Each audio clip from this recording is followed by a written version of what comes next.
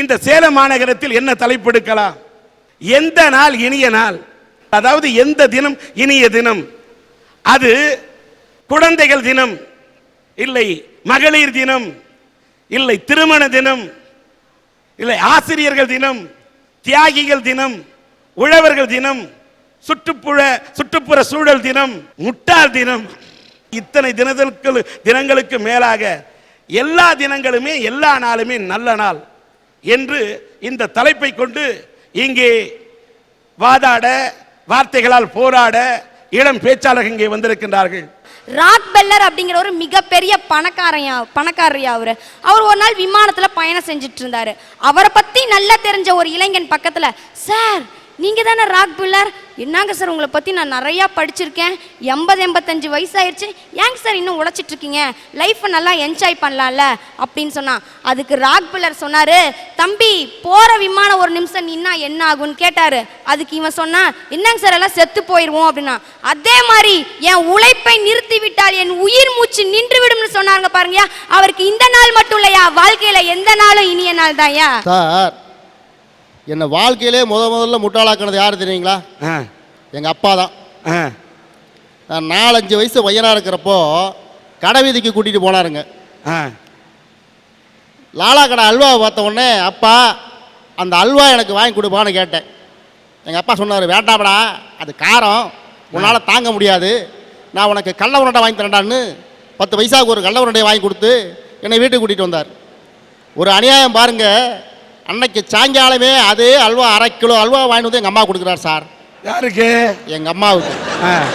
அன்னைக்கு தான் சார் முதல்ல அப்பாவே என்னை முட்டாளாக்கினார் சார். இன்னொரு விஷயம் சொல்லட்டுங்களா? ஏப்ரல் 1ஆம் தேதி தானே எல்லாத்துக்கும் முட்டாள் தினம்னு சொல்கிறோம். நான் முட்டாளானது எந்த காலம் தெரியுங்களா? சொல்லுங்க. 6/7/1989 ஐயா. என்ன தெரியுங்களா? ஊரே கூடி கழுத்தில் வாழை போட்டு கூப்பிட்டு போய் உட்கார வச்சு சுற்றியில் இருக்கிற அத்தனை பேர் அச்சதை போட்டு என்ன முட்டாளாக்கின நாள் சார். எனக்கு கல்யாண நாள் சார். அது உங்களுக்கு ஒன்று தெரியுமா? இந்த ஆடை கொண்டு போய் கிடா வெட்ட போடுறாங்கன்னா கூட அந்த ஆட்டு கூட கழுத்தில் மாலை போடுவாங்க. அதை கூட வெட்டுறதுக்கு முன்னாடி சார் கழுத்து துளுக்குதா இல்லையான்னு பார்த்துட்டு தான் சார் வெட்டுவாங்க. என்ன அதெல்லாம் எதுவுமே கேட்கவே இல்லை சார். அன்னைக்கு எங்கள் பாட்டி ஒரு அழகான ஒரு பழமொழி சொன்னாங்க சார், இந்த மாதிரி முட்டாளுக்கலாம் கழுதைக்கு தெரியுமா கற்பூர வாசனைன்னு. அது கழுதைங்களுக்கு தான் சார், உனக்கு இல்லையா? எங்களுக்கு இல்லை சார், கழுதைங்களுக்கு தான் சார். சரி சார், பசங்க பாஸ் ஆகி அடுத்தடுத்த வகுப்பு போகணுன்றதுக்காக தொடர்ந்து ஃபெயில் ஆகி ஒரே வகுப்புல இருக்க தியாகி யார் தெரியுமா சார்? அதுதான் ஆசிரியர். ஐயா, எல்லா உறவுகளுமே எதிர்பார்ப்போட தான் இருக்கு. எப்படின்னா, இப்போ அம்மாவை எடுத்துக்கோ.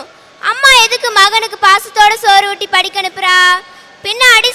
பின்னாடி சம்பாரிச்சு சோறு போடுவான்ற எதிர்பார்ப்பு. இதுல எதிர்பார்ப்பு இருக்கா?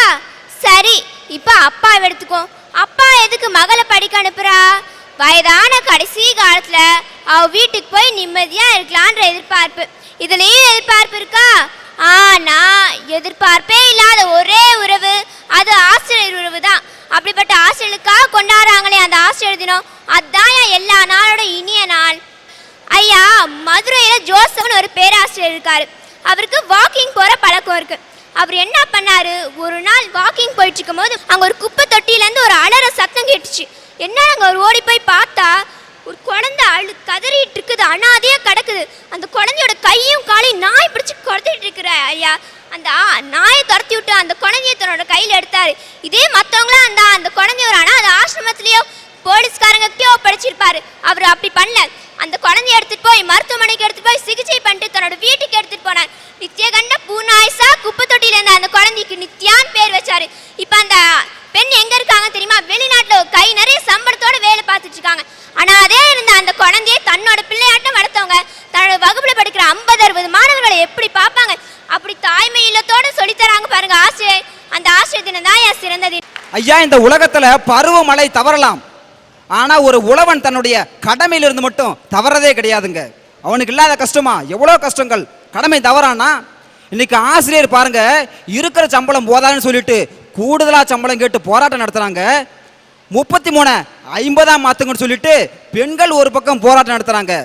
எப்படியாவது எங்களுக்கு வேலை வாய்ப்பை கொடுங்கன்னு சொல்லிட்டு அரசாங்கத்துக்கிட்ட மனு கொடுக்குறாங்க மாணவர்கள். ஆனால் இந்த உலகத்துக்கு சோறு போடக்கூடிய உழவன் தங்களுடைய தொழில் செய்ய மாட்டேன்னு சொல்லிட்டு போராட்டத்தில் உட்காந்தாங்கன்னா உலகத்தில் இருக்கக்கூடிய ஒவ்வொரு மனுஷனுடைய இறப்பையும் காய்ந்து கல்லறைக்கு தான் போகணும், கல்லறைக்கு தான் போகணும். ஐயா, இந்த எங்கள் வாதியாரெலாம் நான் ஒன்றாவது படிக்கிறப்ப சொல்லுவார், பசங்களா சாப்பிட்றதுக்கு முன்னாடி எல்லாரும் ஒரு நிமிஷம் கண்ணை மூடி கடவுளை ப்ரே பண்ணிட்டு அதுக்கு பிறகு சாப்பிடுங்கன்னு சொல்லிட்டு. குரானை வாசிக்கக்கூடிய நபராக இருந்தாலும் சரி, புனித வேதாகமத்தை வாசிக்கக்கூடிய நபராக இருந்தாலும் சரி, கிருஷ்ணபிரான் நமக்கு கொடுத்தானே கீதையை வாசிப்பவராக இருந்தாலும் சரி, சாப்பிடுவதற்கு ஒரு நிமிடம் முன்னால் அந்த உழவனை நினையுங்கள், அவன்தான் மனித கடவுள். வைரமுத்து சொன்னான், ஏர்படிக்கும் சாதிக்கு இதுவே தான் தலையெழுத்தா, விதி முடிஞ்ச ஆளுக்கு விவசாயம் எழுதியிருக்கா, காஞ்சு கிடக்குதுன்னு கடவுளுக்கு மனு செஞ்சா பேஞ்சு கெடுத்துருச்சு, ஐயோ பெருமாளே என்ன பண்ணுன்னு சொன்னான். இருக்கக்கூடிய எத்தனை நாட்களை விடவும் என் உழவன் கொண்டாடுகிறானே அவனுக்கு நான் மகுடம் சூட்டுகிறேனே, அந்த உழவர் தினமே இனியது இனியது. இவர் உழவர் தினத்தின் அருமையை பற்றி அற்புதமாக பேசினார். இந்த தருணத்திலே இந்த மேடையிலே கீர்த்தனா என்ற ஒரு பெண்ணை நான் உங்களுக்கு அறிமுகப்படுத்த விரும்புகின்றேன். வாங்க கீர்த்தனா, எத்தனை படிக்கிறீங்க? 9ஆம் வகுப்பு படித்திருக்கிறார் இந்த கீர்த்தனா. இவருடைய தந்தை ஒரு காலத்திலே மரங்களில், பனை மரங்களில், தென்னை மரங்களில் மரமேறியாக இருந்து கஷ்டப்பட்டு உழைத்த ஒரு குடும்பம். அவர் ஊனமுட்டு விட்ட காரணத்தால் இவருடைய தந்தை இப்பொழுது மரமேறி பிழைக்க முடியவில்லை. உடனே இந்த பெண்ணின் தாய் அவர் மரமேறி, தென்னை மரங்களில் ஏறி, பனை மரங்களில் ஏறி குடும்பத்தை காப்பாற்றினார். அவருக்கு இருதயத்திலே பிரச்சனை, அவரும் கஷ்டப்பட்டு கொண்டிருக்கிறார். உடனே இந்த பெண் ஒரு விவசாய பெண்ணாக இருந்து படித்துக் கொண்டிருக்கிறார். அதே நேரத்திலே உழைத்துக் கொண்டிருக்கிறார். பனை மரங்களில் ஏறுகிறார், தென்னை மரங்களில் ஏறுகிறார், தன் குடும்பத்தை காப்பாற்றுகிறார், விவசாய வேலை செய்கிறார். மரங்களில் ஏறி தன்னால் வாழ்க்கையில் வாழ முடியும் என்று வாழ்ந்து காட்டுகிறார். நான் இப்போ மரம் ஏறுறேங்க சார், தென்னை மரம் பனை மரம் ரெண்டுமே ஏறுறேங்க சார். இந்த சீசன் தாங்க சார் எங்களுக்கு கரெக்டானது. நொங்கு வெட்டி எங்கள் அப்பாட்ட கொடுத்து விடுவேங்க சார். எங்கள் அப்பா நொங்கு வெட்டி எல்லாத்தையும் விற்றுட்டு வந்து அந்த காசுலேங்க சார் என் ஸ்கூல் ஃபீஸை கட்டிடுவாங்க சார். இப்போ நான் இந்த லீவ்லேங்க சார் எனக்கு உண்டான ஃபீஸை நான் சேர்த்து வச்சிட்டேங்க சார். இப்படியெல்லாம் உழைத்து தந்தையால் முடியவில்லை, தாயால் இயலவில்லை, ஆனால் தன்னால் முடியும் என்று இந்த பெண் உழைத்துக் கொண்டிருக்கிறார். பல புத்தகங்களில் மரம் ஏறி தன்னுடைய வாழ்க்கையை நடத்தக்கூடிய இந்த பள்ளிக்கூடத்தில் படிக்கும் மாணவியை பற்றி வந்த கட்டுரைகள். அந்த அளவுக்கு இந்த பெண் இப்படி உழைத்து படித்துக் கொண்டிருக்கிறார். இதை கண்ணுறக்கூடிய, இதை கண்கொண்டு பார்க்கக்கூடியவர்கள், நல்ல மனம் படைத்தவர்கள் இந்த பெண்ணுடைய. உனக்கு என்ன செய்யணும் சார்? விவசாயத்திலேயே நான் பிஹெச்டி பண்ணி விவசாயத்திலே புதுமையாக ஏதாவது நான் கண்டுபிடிக்கணுங்க சார். இந்த பொண்ணு சொன்னது விவசாயம் படித்து அவன் விவசாயம் பண்ணக்கூடாதுன்னு அலையக்கூடிய இந்த நாட்டில் விவசாயம் படித்து அதில் பிஹெச்டி பண்ணணும்னு சொல்லுது இந்த பொண்ணு. ஆராய்ச்சி பண்ண வேண்டும் என்று சொல்லுகிறது. இதை போல இந்த மண்ணின் மனத்தை பரப்பக்கூடிய நல்ல உள்ளங்களை மனதார வாழ்த்துகிறோம். இவர்களுக்கு நல்ல இதயங்கள் உதவி செய்ய வேண்டும் என்ற கோரிக்கையை வைத்து விடைபெறுகிறேன்.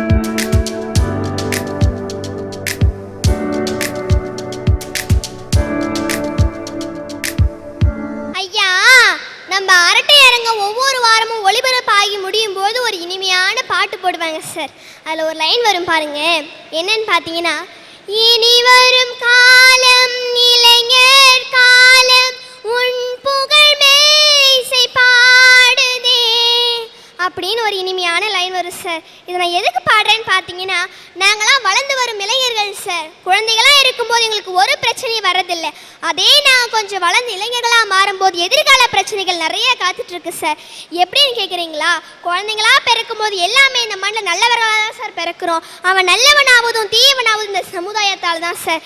ஐயா, ஒரு பெண்ணும் ஒரு ஆணும் காதலிச்சு திருமணம் பண்ணிக்கிறாங்கன்னா அந்த பெண்ணோடைய வீட்லேயும் அந்த பையனோட வீட்லேயும் அவங்களை தள்ளி வச்சிருவாங்க. தள்ளி வச்சுட்டு அவங்க போய் ஒரு தனியாக லைஃப் தொடர்ந்து அவங்களுக்குன்னு ஒரு குழந்தையும் பிறக்கும்.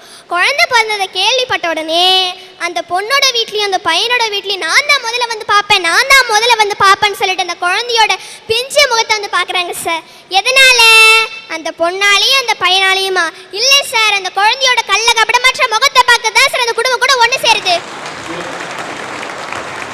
இப்படி அந்த குடும்பம் மட்டும் இல்லை சார், இன்னும் பல முறிஞ்சு போன குடும்பங்கள் எங்களை மாதிரி குழந்தையால தான் ஒன்று செஞ்சுட்டு வருது. அதனால தான் சொல்கிறேன், எல்லா நாளும் எங்கள் குழந்தைகள் தினம் தான் இனிய நாளுன்ட்டு. நான் கவர்மெண்ட் ஸ்கூலில் படிச்சுட்டு இருக்கேன் சார். நான் 7th 8th வந்த பிறகு அரசாங்கமே பார்த்து எங்களுக்கு ஃப்ரீ பஸ் பாஸ் தருது. தந்தாலும் இந்த டிரைவர் அங்கிளும் இந்த கண்டக்டர் அங்கிளும் எங்களுக்கு திட்டியே புலம்பிடுறாங்க சார். இப்படி தான் ஒரு நாள் நாங்கள் பஸ்ஸில் போனோம். அப்போ அந்த கண்டக்டர் சொல்கிறாரு, பண்ணி பக்கிங்க சனியனுங்க வந்து ஏறுதுக்கு பாரு, அதே ஒரு லக்கேஜ் அதுக்கு ஒரு லக்கேஜா அப்படின்னு எங்களை திட்டியே புலம்பிடுறாங்க சார். இப்படி தான் ஒரு டைம் எக்ஸாமுக்கு லேட் ஆகிடுச்சின்னு பஸ்ஸுக்கு போய் நின்றுட்டு இருந்தேன் சார். இந்த பஸ்ஸுமே எங்களுக்கு நேராக நிறுத்தலை சார். எல்லா பஸ்ஸுமே போயிட்டே இருந்துருச்சு. என்ன பண்ணுறது அப்படின்னு நான் யோசிச்சுட்டு இருக்கும்போது எனக்கு இன்னொரு யோசனையும் தோணுச்சு. என்னன்னு பார்த்தீங்கன்னா, பஸ் ஸ்டாண்டுக்கு பக்கத்தில் ஒரு வீடு இருக்குது சார். அந்த வீட்டில் ஒரு சூப்பர் அக்கா இருக்காங்க. ஃபிகர்னா ஃபிகரு, அப்படியேப்பட்ட ஃபிகரு சார், சூப்பர் ஃபிகரு. அவங்கள போய் அக்கா இங்கே வாங்கலேன்னு கூப்பிட்டு வந்தேன். அந்த அக்கா ஏமான்னு கேட்டாங்க. அக்கா இங்கே வாங்கலை அப்படின்னு அந்த அக்கா கூப்பிட்டு வந்து சொன்னேன் நான், அக்கா அதோ பாருங்க பஸ் வருது, பஸ்ஸு நேராக எங்களுக்கு நேராக நிறுத்த வருவா, நீங்கள் கை காட்டும் நேராக வந்து நிற்கும்னு சொன்னேன். அதே மாதிரி அங்கேருந்து பஸ் வந்துட்டு இருந்துச்சு சார். இந்த அக்கா இப்படி கை தான் காட்டினாங்க, உடனே அந்த பஸ்ஸு சர்ன்னு வந்து எங்களுக்கு நேராக நிறுத்திருச்சு சார். நல்லா கேளுங்க, குழந்தைங்களா நாங்கள் நின்றுட்டு இருக்கும்போது நிற்காத பஸ்ஸு ஃபிகர் மாதிரி ஒரு அக்கா வந்து நிறுத்திருச்சு சார். ஆசிரியர்கள் தான் திட்டுறாங்க, இந்த ஃப்ரீ பஸ்ஸில் வந்தால் அங்கேயும் சில அரசு ஊழியர்கள் எங்களை புரிஞ்சிக்க மாட்டேன்றாங்க. ஏன் இப்படி இவங்க நடந்துக்கிறாங்க? எங்கள் உணர்ச்சிகளை புரிஞ்சு நடந்துக்கோங்கன்னு தான் நான் சொல்கிறேன் சார். தீவிரவாதின்றவன் எப்படிப்பட்டவன்? ஒரு கொடூரமானவன், மனிதாபிமானமே இல்லாதவன் அந்த தீவிரவாதி. அப்படிப்பட்ட தீவிரவாதி கூட ஆகாயத்தில் பறந்துக்கிட்டு வர விமானத்தை கடத்தும் போது முதல்ல யாரை ரிலீஸ் பண்ணுவாங்கன்னு கேட்டிங்கன்னா எங்களை மாதிரி குழந்தைகள் தான் சார் ரிலீஸ் பண்ணுவான். அப்படிப்பட்ட தீவிரவாதி கூட எங்களை மாதிரி குழந்தைங்க மேலே மனிதாபிமானம் இருக்கும்போது ஏன் சார் சில பெற்றோர்களுக்கும் ஆசிரியர்களுக்கும் எங்கள் மேலே மரியாதை வர மாட்டேங்குது சார்? விமானம் கடத்திட்டு போயிட்டா தீவிரவாதிங்க முத ஏன் குழந்தைங்களை விடுறான்னு தெரியுமா கண்ணு? ஒரு சர்க்கேஸ் கம்பெனி கூட நடத்திடலாம், உங்களை மாதிரி சுல்லானுங்களை நடத்த முடியாதம்மா.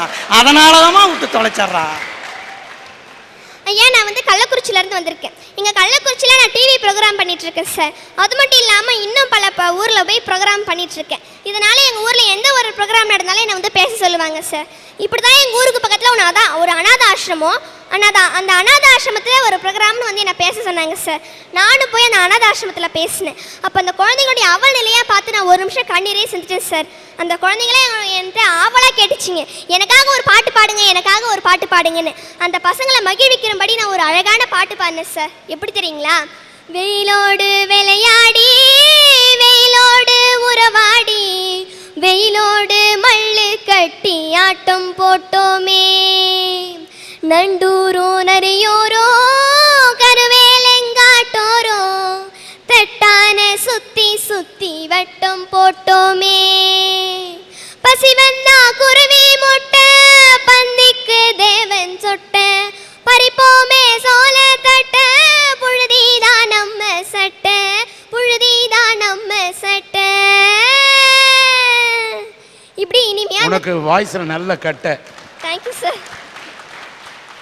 இப்படி அழகாக அந்த குழந்தைங்களுக்காக பாடி காமிச்சேன் சார். பாடி காமிச்சிட்டு அந்த குழந்தை கூட நான் அழகாக விளையாண்டுட்டு இருந்தேன். விளையாண்டுட்டு இருக்கும்போது அந்த குழந்தைங்கள ஒரு குழந்தைய கூப்பிட்டு கேட்குறேன், அம்மா உங்கள் அப்பா அம்மா எங்கன்னு. அதுக்கு அந்த குழந்தை சொல்லுது, எங்கள் அப்பா வந்து குடிக்காரர், சரியான குடிக்காரர் இருக்கான், எங்கள் அம்மாவை போட்டு சரியான கொடுமைப்படுத்திட்டு இருந்தாரு, அந்த கொடுமையெல்லாம் தாங்க முடியாங்க எங்கள் அம்மா வந்து இந்த அநாத ஆசிரமத்தில் விட்டுட்டு போயிட்டாங்கன்னு ஒரு குழந்தை சொல்லிச்சு சார். இன்னொரு குழந்தைய கூப்பிட்டு கேட்டேன், அம்மா உங்கள் அப்பா அம்மா எங்கன்னு. அதுக்கு அந்த பொண்ணு சொல்லுது, அக்கா சின்ன வயசுலேயே எங்கள் அப்பா அம்மா இங்கேருந்து தொட்டியில் போட்டு போயிட்டாங்களாம், எனக்கு எங்கள் அப்பா அம்மா யாருன்னே தெரியாதுன்னு சொல்லிச்சு சார். அந்த குழந்தைகளுடைய அவல் நிலையெல்லாம் பார்த்து நானே கண்ணு சிந்து அழுதுட்டேன். அவங்க சொன்னாங்க, அம்மா நீ இந்த ப்ரோக்ராமில் வந்து பேசுறீங்கன்னா உனக்கு ஒரு அமௌண்ட் தரேன்னு. அந்த அமௌண்ட்டையும் வேணான்னு அந்த குழந்தைகள்கிட்ட விட்டுட்டு நான் வந்துட்டேன் சார். நான் மட்டும் இல்லை, இந்த உலகத்தில் பார்த்துட்டு இருக்க அனைத்து தமிழர்களும் அந்த குழந்தைகளுக்கு உதவி செய்யணும் சார். குழந்தைகளுக்கு உதவி செஞ்சால் அந்த தெய்வத்துக்கே உதவி செய்கிற மாதிரி எல்லாமே சொல்கிறாங்க. இந்த நாள் தான் இனிய நாள், இந்த நாள் தான் இனிய நாள். ஆனால் எல்லா நாளோட சிறந்த நாள் எங்கள் குழந்தைகள் தான், குழந்தைகள் தான், குழந்தைகள் தான் சொல்கிறேன் சார்.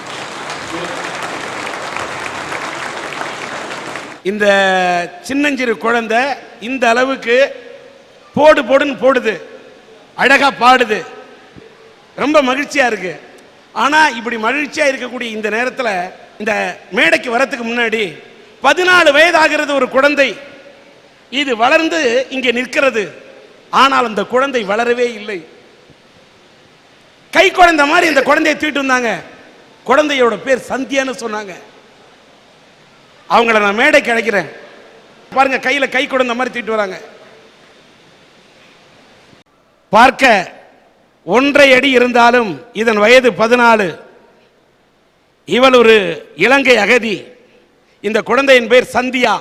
அப்பா அம்மா கைவிட்டு போனதால் பாட்டியிடம் வளர்ந்தால், அங்கும் சரியான பராமரிப்பு இல்லாததால் செயின்ட் ஜூட்ஸ் தாரமங்கலம் மன வளர்ச்சி குன்றியவர்களுக்கான சிறப்பு பயிற்சி தருகிற பள்ளியில் சேர்க்கப்பட்டால். இங்க பாருங்க, ஒரு சின்னஞ்சிறு அரும்பு மாதிரி படித்திருக்குது. அது மட்டுமல்ல, உலக உடல் ஊனமுற்றவர்களுடைய தினத்தை பற்றி பேச இந்த அரும்பு வந்திருக்கிறது.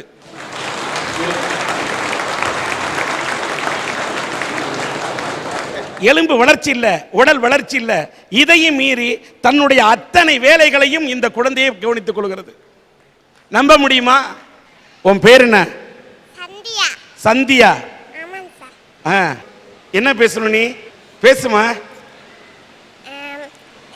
எல்லாத்துக்கும் என்னோட இணைய மாலை வணக்கம்.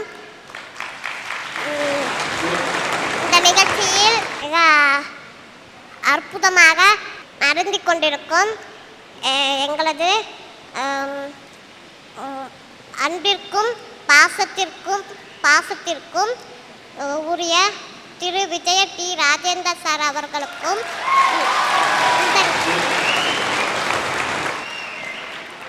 இந்த நிகழ்ச்சியை உலகம் முழுவதும் கொண்டு செல்லும் சன் டிவி நிறுவனத்தாருக்கும்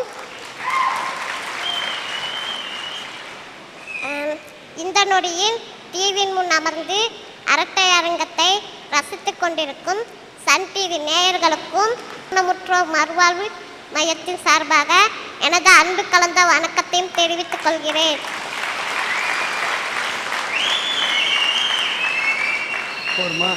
நான் இப்போ எல்லாரும் இந்த நாள் இனிய நாள் சொல்லி பேசினாங்க. நானும் ஒரு இனிய நாள் பற்றி ஒரு சில விஷயத்தை பேச வரேன். அந்த இனிய நாள் எது அப்படின்னா, எங்களை மாதிரி திறமைகளை வெளிக்கொண்டு வர்றது தான் உலக ஊனமுற்ற தினமாகும். நாங்கள் ஒவ்வொரு வருஷமும் டிசம்பர் 3ஆம் தேதி உலக ஊனமுற்ற தினத்தை சிறப்பிக்கப்படுது. அன்னைக்கு காலையில் நாங்கள் காந்தி ஸ்டேடியம் போவோம். காந்தி ஸ்டேடியம் போய் எல்லா ஸ்கூல் பள்ளி குழந்தைங்களும் வருவாங்க. இந்த கலெக்டர் கொடி ஏற்றுவாங்க. கொடி ஏற்றி முடிச்சு வாட்டி நிறைய விளையாட்டு போட்டிகள்லாம் வைப்பாங்க. நிறைய விளையாட்டு போட்டிகள்லாம் வச்சு வாட்டி பரிசுலாம் தருவாங்க. கண்ணு தெரியாதவங்க, காது கேட்காதவங்க, வாய் பேசாதவங்க, மூளை வளர்ச்சி இல்லாதவங்களாம் டான்ஸ் ஆடுவாங்க. கப்பு வெற்றி பெற்றவங்களுக்கு கப்பு தருவாங்க. அன்னைக்கு நான் அங்கே ரொம்ப ஜாலியாக இருப்போம், ரொம்ப சந்தோஷமாக இருப்போம். டூருக்கு போயிட்டு வந்த மாதிரி இருக்கும். என்னை பொறுத்தவரை எங்களுக்கு திறமையை வெளியே கொண்டு வந்ததுக்கு நன்றி கூறி விடைபெறுகிறேன். நன்றி, வணக்கம்.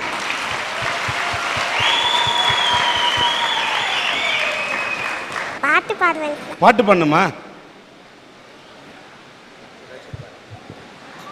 இந்த குழந்தை இவ்வளவு பேசுனது பத்தாது, இவ்வளவு ஸ்ட்ரெயின் பண்ணுதே. நான் சொல்றேன், பாட வேண்டும் என்று இந்த குழந்தை சொல்கிறது. சரி, பாடு. ஒவ்வொரு பூக்களுமே சொல்கிறது வாழ்வென்றால் பிராடும் பொற்களுமே, ஒவ்வொரு விடியலுமே சொல்கிறதே இரவானால் கொலொன்று வந்திடுமே. நம்பிக்கை என்பது வேண்டும் நம் வாழ்வில், லட்சியம் நிச்சய வெல்லும் ஒரு நாளில். மனமே ஓ மனமே நீ அறிவிடே, மலையோ அது பனியோ நீ மோதிவிடே.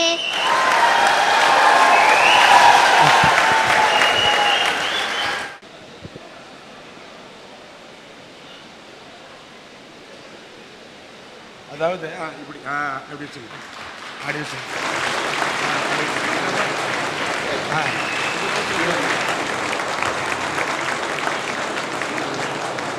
இந்த சந்தியா வந்து இவளுக்கு 14 வயதாகிறது.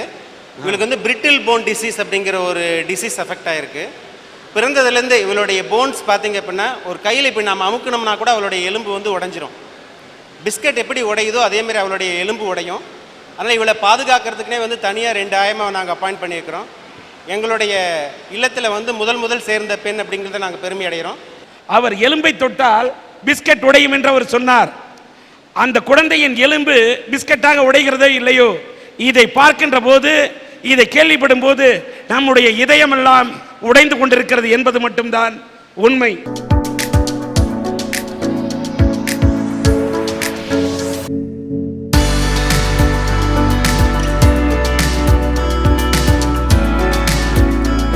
உடல் வளர்ச்சி கொண்டிருக்கக்கூடிய இந்த குழந்தைக்காக இந்த சன் டிவியின் அரட்டை அரங்கத்தை கண்ணுற்ற நேயர்கள் மொத்தம் 13,750 ரூபாயை நிதியாக கொடுத்திருக்கிறார்கள்.